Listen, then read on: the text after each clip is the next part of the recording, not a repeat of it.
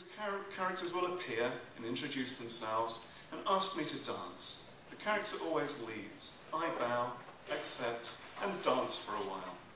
Now clearly that was very similar to the method I used for writing my books.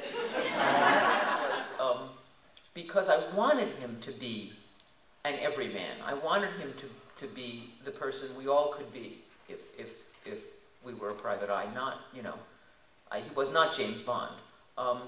The other reason was that, and this is one of those writers' secrets, I had been reading a lot before I started, and at the point when I started, the private eyes especially were getting wilder and wilder in their names, just, you know, beyond. And I encountered a character, a private eye, who was a dwarf named Mungo.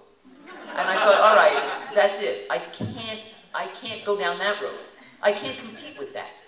You know, I'm going the other way. We're going to see how we use hooks in our books, and let me just briefly introduce the panel. You can read about them in the schedule. But as far as their work, I have next to me Sheila York, whose A Good Knife's work was just released. And as I understand it, this is a noir caper set in New York City in 1946. And her character, Lauren Atwell, is a screenwriter. She has a PI boyfriend and bodyguard.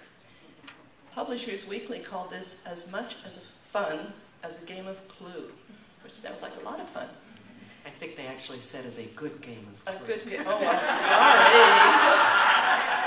sorry.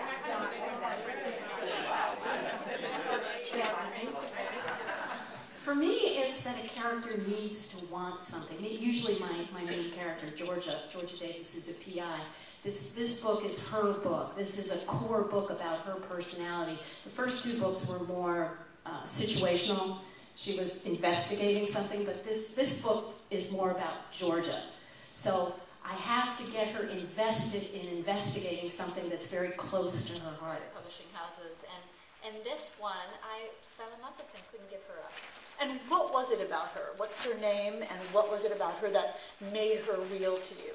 Her name, huh? That was a long time ago, Hank. Long time ago, and seriously. It's not going to come to me. Well, let's talk about Christina McMullen, then, your main character now in your new book, One Hot Mess.